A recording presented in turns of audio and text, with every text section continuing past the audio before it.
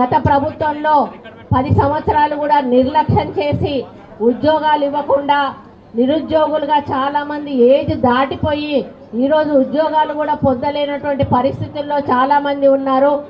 అటువంటి పరిస్థితి మరి మన ప్రభుత్వంలో రాకూడదని వాళ్ళు ప్రవేశపెట్టి ఏదైతే నోటిఫికేషన్లు ఇచ్చి క్యాన్సిల్ చేశారో అన్నిటినీ కూడా మన ప్రభుత్వం వచ్చినాక దాదాపు 60,000 ఉద్యోగాలను మన ముఖ్యమంత్రి గారు నోటిఫై చేయడమే కాకుండా వాళ్ళకు ఉద్యోగాలు ఇచ్చి జాయిన్ చేసుకోవడం జరిగింది. కానీ మరి ఈరోజు చదువుకున్న యువత ఎక్కువ ఉన్నారు, గవర్నమెంట్ జాబ్స్ తక్కువ ఉన్నాయి. అందరికీ 100% గవర్నమెంట్ జాబ్స్ అనేటివి మరి రావడం అనేది కొంత ఇబ్బందికరమైన విషయము. అందుకని చాలామంది ఏజ్ బార్ అవుతున్నా పెద్ద పెద్ద చదువులు చదివినా వాళ్ళకు అవకాశాలు లేక తల్లిదండ్రుల మీదనే డిపెండ్ అవుతూ ఉన్నారు.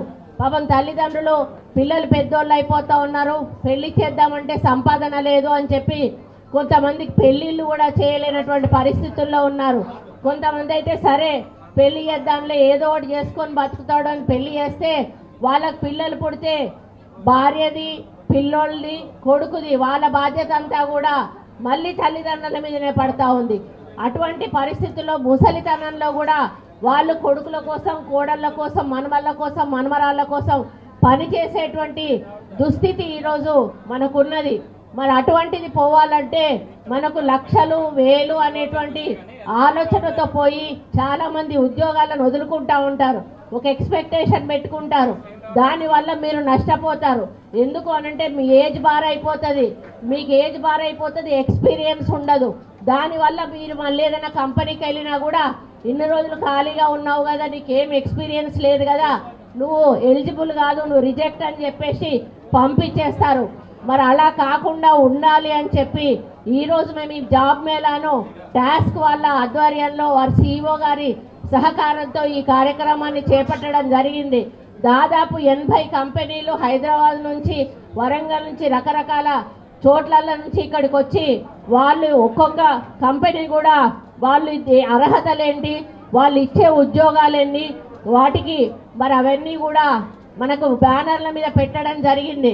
వాళ్ళు మిమ్మల్ని పిలిచినప్పుడు దయచేసి మీ స్కిల్ చూపించండి, మీ యొక్క క్యాపబిలిటీని బట్టే మీకు ఉద్యోగం వస్తుంది. కాబట్టి మీరు ఎవ్వరు కూడా భయపడాల్సిన అవసరం లేదు. ప్రశాంతంగా సమాధానాలు చెప్పండి. మీరు ఎలిజిబిలిటీ ఉంటే 100% మిమ్మల్ని మొదటి లిస్ట్లోనే తీసుకుంటారు. తర్వాత వాళ్ళని కొంచెం సెకండ్ లిస్ట్లో పెడతారు. ఫస్ట్ లిస్ట్లో పెట్టిన వాళ్ళకి ఈరోజే సాయంత్రం వరకు పోస్టింగ్ ఆర్డర్స్ ఇస్తారు. సెకండ్ లిస్ట్లో పెట్టిన వాళ్ళు ఎవరు ఫర్దర్గా ఆ యొక్క కంపెనీలలో వాళ్ళకు అవసరాన్ని బట్టి మీకు ఫోన్లు చేసి పిలిపించుకుంటా ఉంటారు. ఇప్పుడు దాదాపు ఒక్కరిని 5, 6, 7 ఇష్టమున్నన్ని 7 కంపెనీల వరకు కూడా మీరు అప్లై చేసుకోమని చెప్పారు. ఆ 7లో మీరు 2 సెలెక్ట్ కావచ్చు, 3 సెలెక్ట్ కావచ్చు. చేసినప్పుడు మీకు ఏది ఇష్టమైతే అది మాత్రమే తీసుకొని మిగతా వాటికి మీరు ఒక లెటర్ రాసిచ్చి వెళ్ళిపో అంటే తర్వాత వాళ్ళకి అవకాశం వస్తుంది. కాబట్టి ఇవన్నీ కూడా మళ్ళీ ఇక్కడ ఉన్న వాళ్ళు మీకు మైక్లో అనౌన్స్ చేస్తూనే ఉంటారు. దాన్ని మీరు ఫాలో కావాల్సిన అవసరం ఉన్నది. విజ్ఞప్తి చేస్తూ ఉన్నాను, క్రౌడ్ ఎక్కువగా ఉన్నది.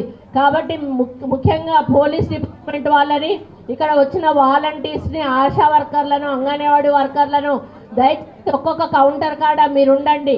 మెయిన్ డోర్ దగ్గర కూడా పోలీస్ డిపార్ట్మెంట్ వాళ్ళు, ప్రతి ఒక్క డిపార్ట్మెంట్ వాళ్ళు కూడా ఒక్కొక్కరు ఉండి లోపలికి వచ్చిన 2 వస్తే మళ్ళీ 2 బయటికి పోయినా కానీ 2ని పంపించండి. ఆ విధంగా మీరు నెంబర్ మెయింటైన్ చేయకపోతే లోపల తోపులాట తొక్కిసలాట అవకాశం ఉంటుంది.